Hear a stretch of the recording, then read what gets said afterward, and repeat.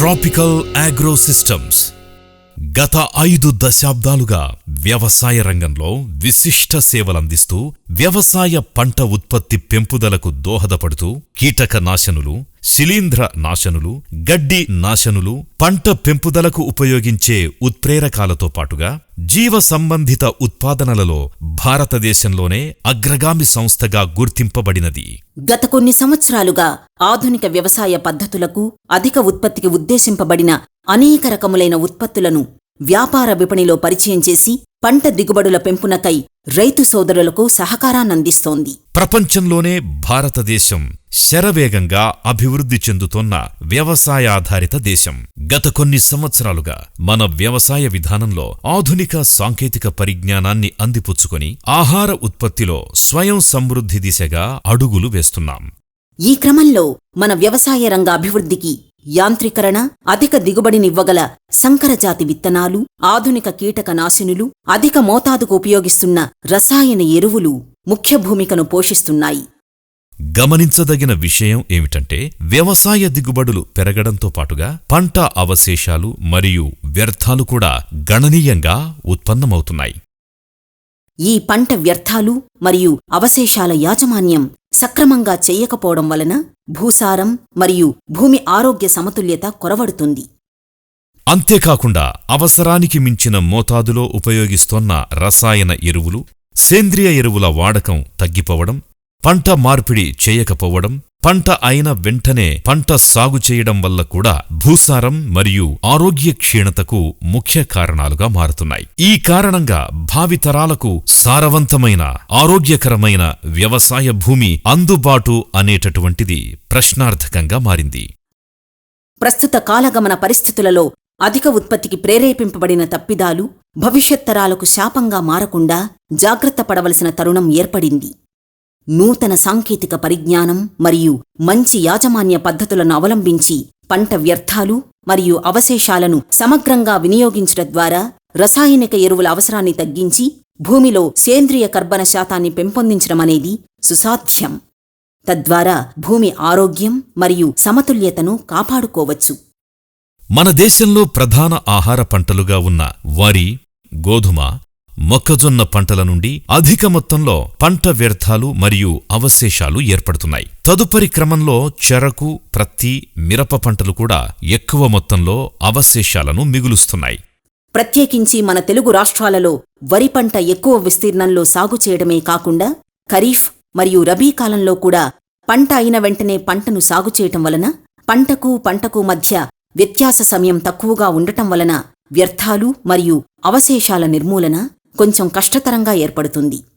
కోత తరువాత అవశేషాలుగా ఉండే కాండం, వేరు దుబ్బులను నిర్మూలించడం, పొలం నుండి వేరు చేయడం శ్రమతో పాటుగా చాలా ఖర్చుతో కూడినదై రైతులకు భారంగా మారింది. సుమారు 4 నుండి 5 వేల రూపాయల ఖర్చు రైతులకు వస్తుందని అంచనా. కొంతమంది రైతులు ఈ భారాన్ని మోయడానికి సిద్ధపడ్డా కూలీల కొరత వల్ల నిర్లక్ష్యం చేస్తున్నారు. ఈ క్రమంలో వ్యవసాయ వ్యర్థాలు మరియు అవశేషాల తొలగింపు రైతులకు పెనుభారంగా మారింది. మరీ ముఖ్యంగా వరి పైరు విషయంలో పంటకు మధ్య వ్యత్యాసకాలం తక్కువగా ఉండి భూమి తడిగా ఉండడం వల్ల పంట కోసిన వెంటనే అవశేషాలుగా ఉన్న కొయ్యకాళ్లు మరియు వేరుదుబ్బుల్ని పూర్తిగా తొలగించడం కష్టతరం. యంత్రాల ద్వారా పైరు కోతలను చెయ్యడం వల్ల కొయ్యకాళ్లు పెద్దగా ఉండి తదుపరి పైరుకు చేయవలసిన సేద్యం దుర్లభం అవడం వల్ల మిగులు అవశేషాలు మరియు వ్యర్థాలను తగలబెట్టడం అనేది సులువైన పరిష్కారంగా రైతులు ఎంచుకున్నారు. అయితే పంట వ్యర్థాలను తగలబెట్టడం ద్వారా జరిగే నష్టాలను పూర్తిగా బేరీజు వేయకుండా తగలబెట్టడం అనే సులువైన మార్గాన్ని ఎంచుకోవడం ద్వారా ఎంత మేరకు నష్టం జరుగుతుందో వివరంగా తెలుసుకునేందుకు ప్రయత్నిద్దాం. ముందుగా రైతు సోదరులు పంట వ్యర్థాలు, అవశేషాలను పోషక భాండాగారాలుగా గుర్తించాలి. పైరు పరిపక్వ దశలో అనగా కోత సమయంలో ఉన్నప్పుడు మొక్క కాండం మరియు వేరు భాగాలలో మనం పంటకాలంలో అందించిన పోషకాలలో మొక్క అందిపుచ్చుకున్న భాగంలో 40% నత్రజని, 30 నుండి 35% ఫాస్ఫరస్, 80 నుండి 85% పొటాషియం మరియు 40 నుండి 45% గంధకంతో పాటుగా సూక్ష్మ పోషకాలు కూడా ఎక్కువ మోతాదులోనే నిక్షిప్తమై ఉంటాయి. ఈ కాండం మరియు వేరుదుబ్బులను పంట కోత తరువాత అవశేషాలుగా భావించి తగులబెట్టడం వల్ల పైన ఉదహరించిన పోషకాలను తిరిగి మలిపైరుకు అందించడం సాధ్యపడదు. మరీ ముఖ్యంగా వ్యర్థాలను తగులబెట్టడం ద్వారా భూమి ఉపరితలం వేడిమి పెరిగి భూపైపొరలో ఉండే పోషకాలను కూడా ఆవిరి రూపంలో పోగొట్టుకుని నష్టపోతున్నాం. తద్వారా భూమి సహజ లక్షణాన్ని కోల్పోయి నిస్సారంగా మిగులుతోంది. నికరంగా చెప్పాలంటే ఉదాహరణకు 1 హెక్టారు భూమిలోని వరి పైరు అవశేషాలు మరియు వ్యర్థాలు అంటే కొయ్య కాళ్లు, వేరు దుబ్బులను తగలపెట్టడం ద్వారా సుమారు 3 నుండి 4,000 రూపాయల విలువగల 30 నుండి 40 కేజీల నత్రజని, 20 నుండి 30 కేజీల ఫాస్ఫరస్, 40 కేజీల నుండి 80 కేజీల పొటాషియం, 4 నుండి 6 కేజీల గంధకం, 1200 నుండి 1300 కేజీల సేంద్రియ కర్బన పదార్థంతో పాటుగా అనేక సూక్ష్మ పోషకాలను నేరుగా నష్టపోతున్నాం. పై గణాంకాల ప్రకారం వ్యర్థాలను సమగ్రంగా ఉపయోగించుకుని వాటిలోని పోషకాలను భూమిలో నిక్షిప్తం చేసి తదుపరి పైరుకు కావలసిన పోషకాలలో 25 నుంచి 50% వరకు అందుబాటులోనికి తీసుకురావచ్చును. తద్వారా రసాయన ఎరువుల అవసరం తగ్గి పెట్టుబడి తగ్గించి అధిక లాభాలను పొందవచ్చును. వ్యర్థాలు మరియు అవశేషాలను తగులుపెట్టడం వలన భూమిలో సహజంగా ఉండే వానపాములు, మిత్ర జీవరాశులైన బ్యాక్టీరియా మరియు శిలీంధ్రజాతి ఉనికి కూడా ప్రశ్నార్థకమవుతుంది. పంట వ్యర్థాలు మరియు అవశేషాలను తగులబెట్టడం అనేది సరైన పరిష్కారం కాకపోగా అవశేషాలను పూర్తిగా నిర్మూలించడం సాధ్యపడదు. భూమి లోపల ఉండే వేర్లు, దుంపల నిర్మూలన పూర్తిగా జరగదు. తడి భూమి లేదా తేమ వాతావరణ పరిస్థితుల్లో తగులబెట్టిన తరువాత కూడా వ్యర్థాలు పాక్షికంగా ఉండిపోతాయి. ఈ పాక్షికంగా తగులబడ్డ వ్యర్థాలు మరియు అవశేషాలు తదుపరి పైరు కొరకు చేసే సేద్యానికి అవరోధంగా మారి మలిపైరు వేరు వ్యవస్థ అభివృద్ధికి నిరోధకాలుగా ఉంటాయి. వ్యర్థాలను తగులపెట్టినప్పుడు ఏర్పడే బూడిద భూమి పైభాగంలో పొరగా ఏర్పడి భూమిని గట్టిగా మార్చి భూమిలో గాలి పారుదలను నిరోధిస్తుంది మరియు భూమి యొక్క ఆమ్ల, క్షార గాఢతలలో అసమానతలు కలిగిస్తుంది. చివరిగా వ్యర్థాలు మరియు అవశేషాలను తగులపెట్టడం వలన భూమి, వాతావరణం మరియు జల కాలుష్యానికి కారణమై మన ఆరోగ్యాన్ని తీవ్రంగా ప్రభావితం చేస్తుంది. సంక్షిప్తంగా చెప్పాలి అంటే వ్యర్థాలను మరియు అవశేషాలను తగులబెట్టడం అనాగరికం, నష్టదాయకం. ఈ నష్ట నివారణకు, పంట వ్యర్థాలు మరియు అవశేషాల నిర్మూలనకు సక్రమ యాజమాన్యం అనేది ఒక్కటే మార్గంగా కనిపిస్తోంది. అనగా ఈ అవశేషాలు మరియు వ్యర్థాలను నేరుగా భూమిలో కలిపి మురగబెట్టడం అనేది అవసరం. ఇది ఆచరణయోగ్యం మరియు లాభదాయకం. పంట వ్యర్థాలను భూమిలో కలిపి కుళ్ళింపచేసి సేంద్రియ ఎరువుగా మార్చుకోవటం వలన భూసారం పెరిగి తదుపరి పైరుకు అవసరమైన పోషకాల లభ్యతను మొక్కకు అందుబాటు రీతిలో ఉండడానికి దోహదపడుతుంది. భూమిలో సేంద్రియ కర్బన శాతం పెరిగినప్పుడు భూమిలో ఉండే సహజ మిత్రజీవుల అభివృద్ధి జరిగి తద్వారా భూమి గుళ్లబారి వేరు వ్యవస్థ సత్వరమే వృద్ధి చెందుతుంది. వ్యర్థాలు మరియు అవశేషాలను భూమిలో సేద్యం ద్వారా కలగలిపినప్పుడు సాధారణంగా కుళ్ళింపు ప్రక్రియకు 150 నుండి 200 రోజుల సమయం పడుతుంది. పూర్తిగా సేంద్రియ ఎరువుగా మారడం తక్షణమే జరగదు. అయితే ఈ వ్యర్థాలు మరియు అవశేషాలను సత్వరమే కుళ్ళింపజేసి సేంద్రియ ఎరువుగా మార్చుటకు ఉన్న మార్గం ఏమిటి?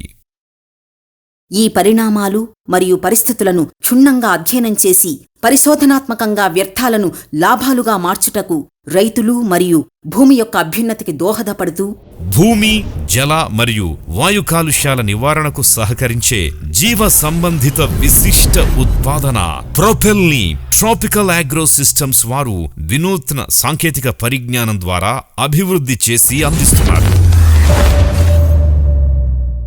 ప్రొపెల్ అన్ని రకాల పంట వ్యర్థాలను, అవశేషాలను సత్వరమే భూమిలో విచ్ఛిన్నం ద్వారా కుళ్ళింపజేసి సేంద్రియ ఎరువుగా మార్చుటకు ఉద్దేశింపబడిన ఉత్పాదన. ప్రొపెల్ ప్రత్యేక తరగతికి చెందిన బ్యాక్టీరియా మరియు శిలీంధ్ర జాతుల్ని విశిష్ట పరిమాణంలో కలిగిన ఉత్పాదన. ప్రత్యేకించి వరి, గోధుమ, చెరకు, నీటి ఆధారిత మొక్కజొన్న, మిరప, ప్రత్తి మరియు ఇతర పంటల వ్యర్థాలు మరియు అవశేషాలను సత్వరమే విచ్ఛిన్నం, కుళ్ళింపచేసి సేంద్రియ ఎరువుగా సమర్థవంతంగా మారుస్తుంది. ప్రొపెల్ వాడు విధానం. ప్రొపెల్ని పంటకాలం పూర్తయిన పిదప తదుపరి పంట విత్తుటకు ముందుగా భూమిని ఒకసారి సాలు లేదా దుక్కి చేసుకుని నీరు పెట్టుకున్న తరువాత 2 కేజీల ప్రొపెల్ని 1 ఎకరా విస్తీర్ణంలో వెదజల్లుటకు సరిపడు ఇసుక లేదా పశువుల ఎరువులో కలుపుకొని ఏకరీతిగా వెదజల్లుకోవాలి. లేదా 2 కేజీల ప్రొపెల్ని 1 ఎకరా విస్తీర్ణంలో అవశేషాలపై పూర్తిగా పిచికారీ చేసేందుకు సరిపడు నీటిలో కలుపుకొని వాడాలి. ప్రొపెల్ను వెదజల్లిన లేదా పిచికారీ చేసిన తరువాత భూమి లోపల ఉన్న పంట వ్యర్థాలను కూడా ప్రొపెల్తో కలగలుపుటకు భూమిని సేద్యం లేదా దమ్ము చేసుకోవాలి. ప్రొపెల్ పనిచేయు విధానం. ప్రొపెల్ని వాడి సేద్యం చేసిన 48 గంటల వ్యవధిలో ప్రొపెల్ పంట వ్యర్థాలు మరియు అవశేషాలను ఆక్రమించి కుళ్ళింపజేయు ప్రక్రియ మొదలవుతుంది. ఇందుకు సూచనగా 72 గంటల్లో ప్రొపెల్ వాడిన భూమి నుండి కుళ్ళిన వాసనను గమనించవచ్చు. తదుపరి 2 నుండి 5 రోజుల కాల వ్యవధిలో కుళ్ళింపచేయు ప్రక్రియ పూర్తయి వ్యర్థాలు సేంద్రియ ఎరువుగా మారడం మొదలవుతుంది.